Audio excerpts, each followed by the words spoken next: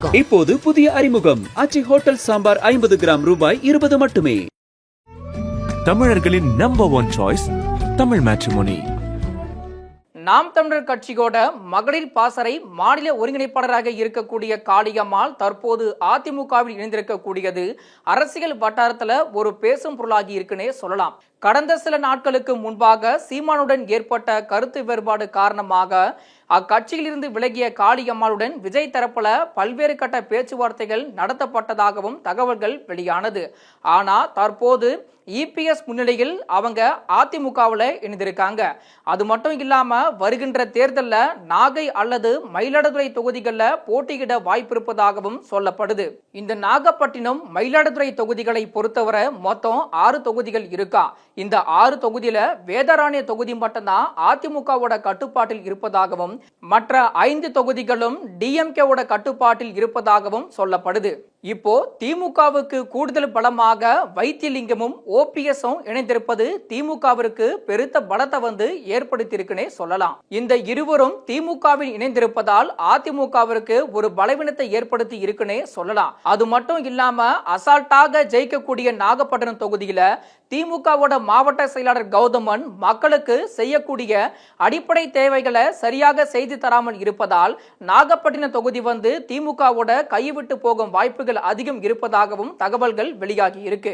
மேலும் திமுகவோட மாவட்ட செயலாளர் கௌதமனுக்கு இந்த முறை திமுக தரப்புல சீட் வழங்கப்பட்டா திமுகவுக்கு நிச்சயமாக தோல்வி உறுதி அப்படின்னு திமுக நிர்வாகிகள் மத்தியிலும் தொண்டர்கள் மத்தியிலும் ஆதங்கத்தை ஏற்படுத்தி இருக்கு. நாகப்பட்டினம் தொகுதி யாருக்கு சாதகம்? திமுக சறுக்கும் அபாயம். டெல்டாவில் முக்கியமான மாவட்டம் நாகப்பட்டினம். இப்போது வரை டெல்டா மாவட்டங்களை திமுக தன்வசம் வைத்துள்ளது. நாகப்பட்டினம் மயிலாடுதுறையை பொறுத்தவரை 6 தொகுதிகளில் ஒரு தொகுதி மட்டும்தான் வேதாரண்யம். முன்னாள் அமைச்சர் OS மணியன் வெற்றியின் மூலம் அது அதிமுக வசம் உள்ளது. மற்ற 5 தொகுதிகளும் திமுக வசம்தான். இப்போது திமுகவிற்கு கூடுதல் பலமாக அதிமுகவிலிருந்து வைத்திலிங்கமும் முன்னாள் முதலமைச்சர் OPS அவர்களும் வந்துள்ளனர். அதிமுகவிற்கு பலவீனத்தை ஏற்படுத்தியுள்ள நிலையில் அசால்ட்டாக ஜெயிக்கும் இடத்தில் திமுகவிற்கு மாவட்ட செயலாளர் கௌதமன் காரணமாக நாகப்பட்டினம் கைவிட்டு போகும் நிலை உருவாகியுள்ளது. 2021 தேர்தலில் திமுக கூட்டணியைச் சேர்ந்த ஆளூர் ஷானவாஸ் வெற்றி பெற்றார். இந்த முறை அவர் வேறு தொகுதிக்கு விருப்பம் தெரிவித்திருக்கிறார். ஆனால் அவர் தொகுதியில் சிறப்பாக செயல்பட்டு பல திட்டங்களை கொண்டு வந்துள்ளார். கன்னியாகுமரி மாவட்டத்தைச் சேர்ந்த இவர் இப்போது அங்கோ அல்லது சென்னை வேளச்சேரி தொகுதியையோ கேட்பதாக தெரிகிறது. 2021 தேர்தலில் இவரிடம் வெறும் 7200 வாக்குகள் வித்தியாசத்தில் தோல்வியடைந்த அதிமுக வேட்பாளர் தங்க கதிரவன் யாதவ சமுதாயத்தைச் சேர்ந்தவர். அவரே இம்முறையும் அதிமுக சார்பில் களத்தில் இறங்குவதாக தகவல்.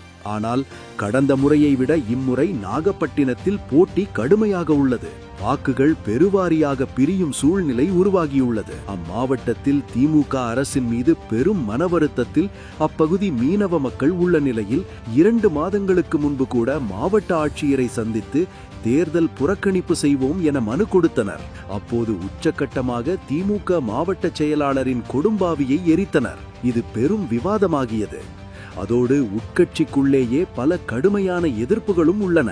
இம்முறை நாகப்பட்டினம் தொகுதி திமுகவிற்கு ஒதுக்கப்பட்டால் மாவட்ட செயலாளர் கௌதமன், ஒன்றிய செயலாளர் Thomas Alva Edison, Manohar, Rajendran, AKS Murugan என 20 பேர் வரை விருப்ப மனு கொடுத்ததாக தெரிகிறது. திமுக மாவட்ட செயலாளர் கௌதமனுக்கு சீட்டு கொடுத்தால் தோல்வி உறுதி என அப்பகுதி திமுக நிர்வாகிகளும் தொண்டர்களுமே ஆதங்கப்படுகின்றனர். இங்கும் இப்படி என்றால் பிரதான எதிர்க்கட்சியான அதிமுகவிலும் கோஷ்டி மோதல்தான். ஆனால் அங்கு 2 அணிகள்.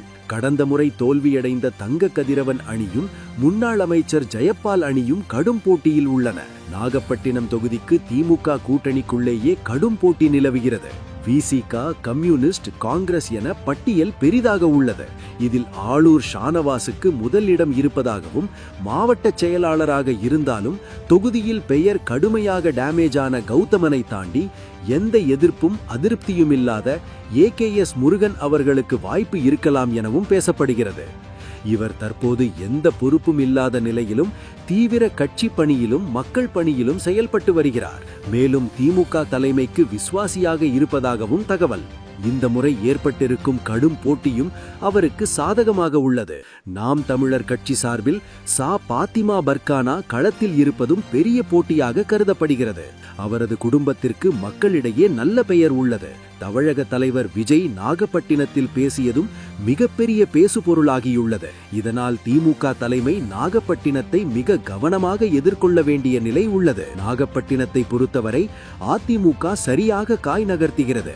நாகப்பட்டினத்தில் மீனவ சமுதாய வாக்குகள் சுமார் 15,000, ஆனால் பட்டியல் சமூக வாக்குகள் 45,000, வெள்ளாளர் 30,000, முஸ்லிம் 25,000, முக்குலத்தோர் 16-18,000 உள்ளனர். இதை கருத்தில் கொண்டு அதிமுகவும் புதிதாக வந்த தமிழகவும் பொதுவாக முக்குலத்தோர் சமுதாயத்தைச் சேர்ந்தவர்களுக்கு முன்னுரிமை கொடுக்கின்றனர். மீனவ சமுதாய வாக்குகள் தொடர்ச்சியாக அதிமுகவிற்கே போகின்றன. மீனவ சமுதாயத்தைச் சேர்ந்த மாவட்ட செயலாளர் கௌதமனால் திமுகவிற்கு பலனில்லை, பலவீனம்தான் என்று கூறப்படுகிறது. அவர் அந்த பகுதி மக்களுக்கு எதுவும் செய்யவில்லை என்ற குற்றச்சாட்டும் உள்ளது. திமுக நிர்வாகிகள் இந்த முறையாவது நாகப்பட்டினம் உதயசூரியனுக்கே ஒதுக்க வேண்டும் என்று நினைக்கின்றனர். ஆனால் இங்கு உள்ள அரசியல் சூழலில் மீண்டும் விசிகாவிற்கு ஒதுக்கப்பட்டால் ஷானவாசுக்கு வாய்ப்பு அதிகம் இருப்பதாக பேசப்படுகிறது. கலைஞரின் சொந்த மாவட்டமான நாகப்பட்டினத்தில் திமுக சாதிக்கிறதா அதிமுக சாதிக்கிறதா என்பதை பார்க்கலாம். இப்போது புதிய அறிமுகம் ஆச்சி ஹோட்டல் சாம்பார் 50 கிராம் ரூபாய் 20 மட்டுமே. தமிழர்களின் நம்பர் 1 சாய்ஸ் தமிழ் மேட்ரிமோனி.